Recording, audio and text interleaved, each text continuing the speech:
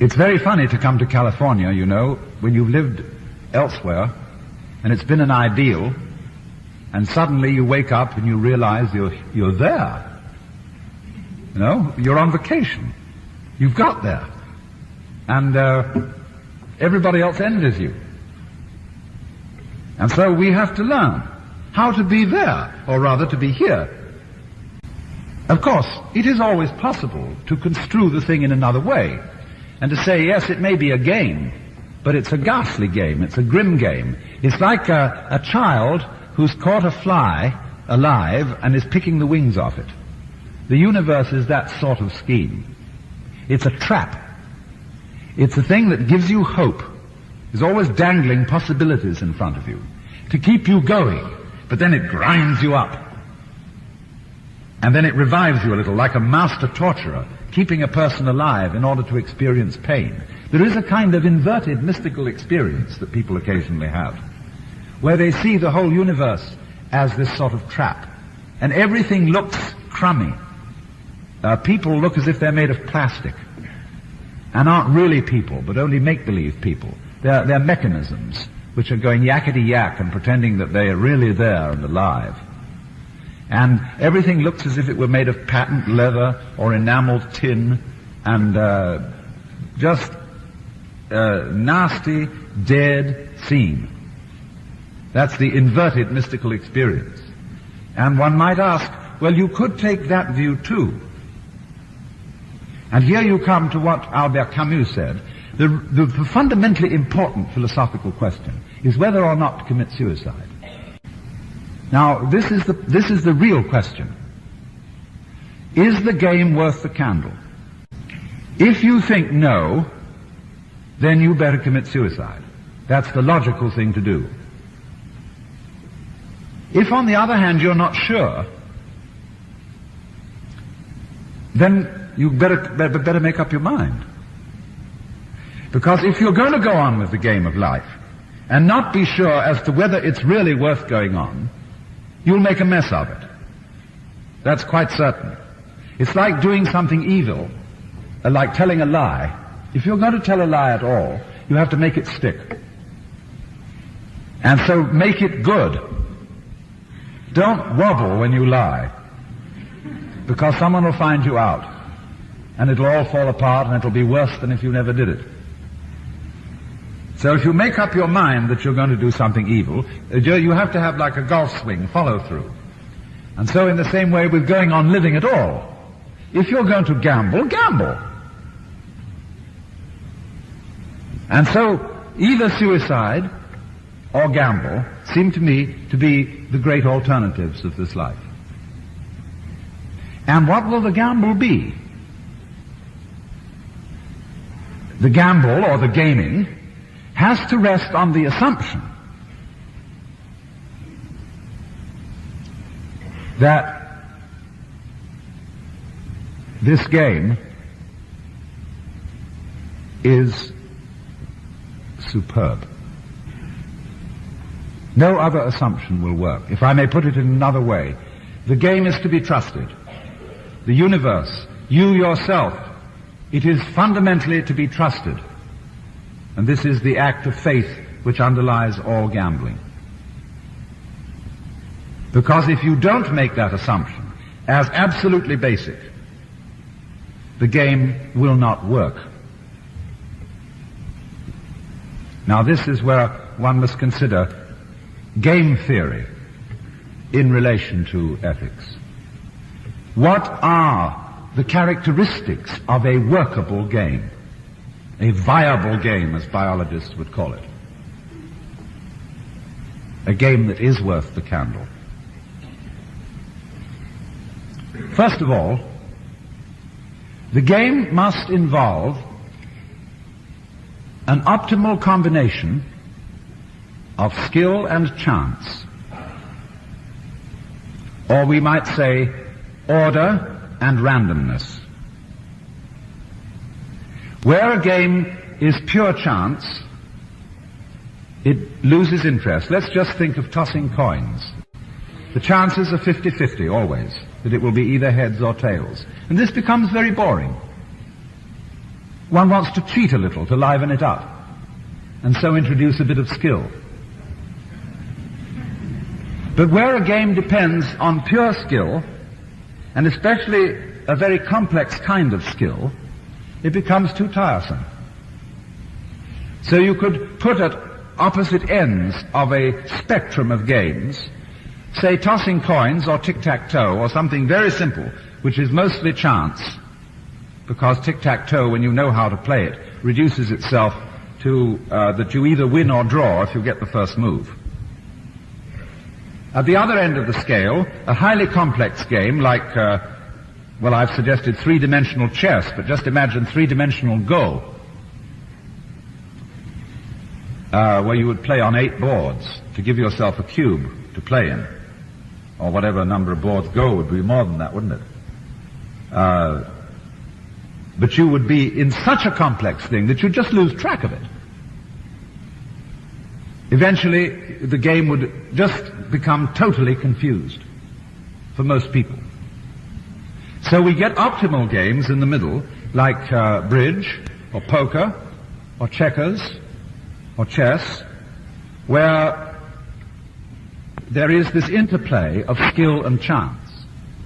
So we look for this optimal point, where there is a risk, there must be a risk, there must be chance, it mustn't all be predetermined, because any game where the result is known is not worth playing.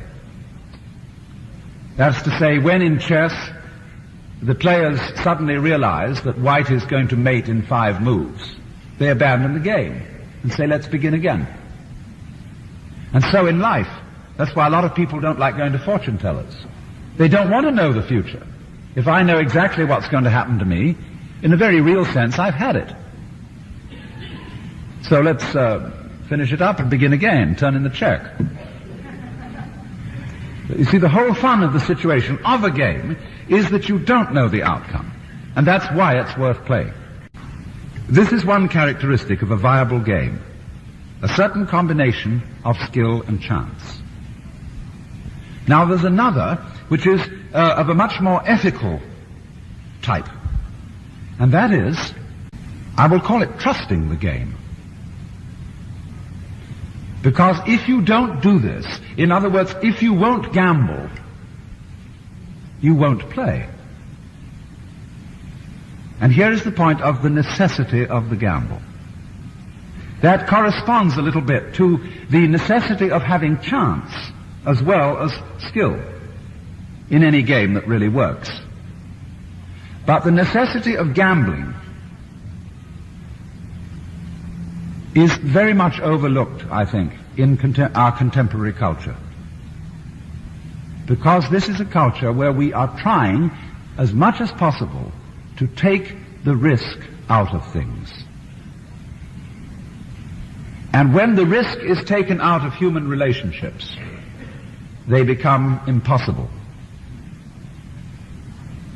We have, I think, in the United States, a very naive faith in law and in law enforcement.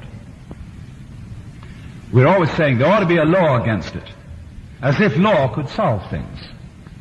And we don't realize the extent to which law makes life increasingly more difficult. Because law is simply a process of trying to define what may be done and what may not be done. But the moment you start talking, the definitions become increasingly complicated. And lawyers love this. They live on it. So it's always an interminable discussion of what did they mean when they said that? What was the intent of this law? And as laws multiply, with the avowed object of protecting us from each other, they do not so much succeed in protecting us as they do in making it impossible for us to act. And so the ultimate police state is, of course, the safe state, the security state, where everybody is checked. And you see what this is? Mechanically speaking, it's a system of very elaborate self-consciousness. See, when you get self-conscious and you watch everything you do, because you're anxious about making a mistake, you'll find in that you're all tied up and you can't act.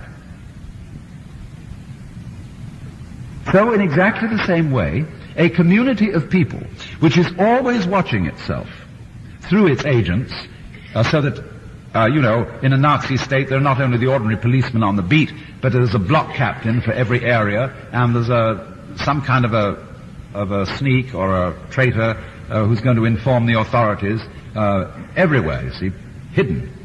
So this community is watching itself all the time, because it's a community that doesn't trust itself. And a community which constantly watches itself is like a person who's always watching himself and holding a club over his head to go clunk the minute he might be in danger of doing something wrong. And so this person is like this. If I say now my right hand is my main active hand, and but I don't know whether I can trust it. I don't know what it's going to do. So I've got to keep control on it with my left hand. See? So always the left hand is controlling the right hand. If I want to pick something up, the left hand will have to push the right hand down and squeeze the fingers together and then lift it up so that it will come up. See, I've lost a hand by doing that. And so in exactly the same way, when any community of people is founded on mutual mistrust, it sort of loses half of itself. It becomes clutched up. It becomes paralyzed and unable to move. So the basis of any community, and thus the basis of any game, is the act of faith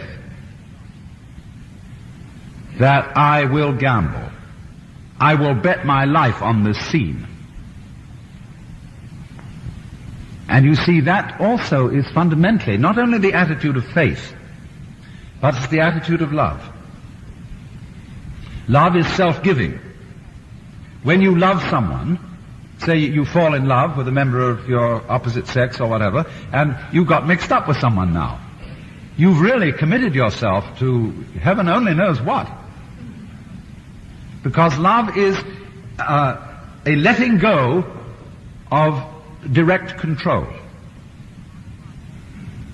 And you might say, going back again to the Christian images of God, that God creates the world by constantly disappearing, giving himself away. The Hindu would agree with this too. That insofar as everyone here is God in disguise, but doesn't know it, this is because you, as God, are constantly giving yourself away to you. And feeling lost, how did I get mixed up in this world? Well, unbeknownst to myself, I made a gamble on being this person. And so this giving of oneself away is what's called the divine love. So then, in playing the game, if you don't make the assumption that I can let go of myself in the act of faith and in the act of love, you may just as well commit suicide right now. Because you can't play it on any other basis than that. Any attempt to do so will merely make the whole thing clutch up and become insupportable, and will in any case be suicide. See, when we get the ultimate weapon, with which we know we can be safe because nobody else has it, just because we wanted to get that ultimate safety and get that ultimate weapon to defeat our enemies, it will be suicide.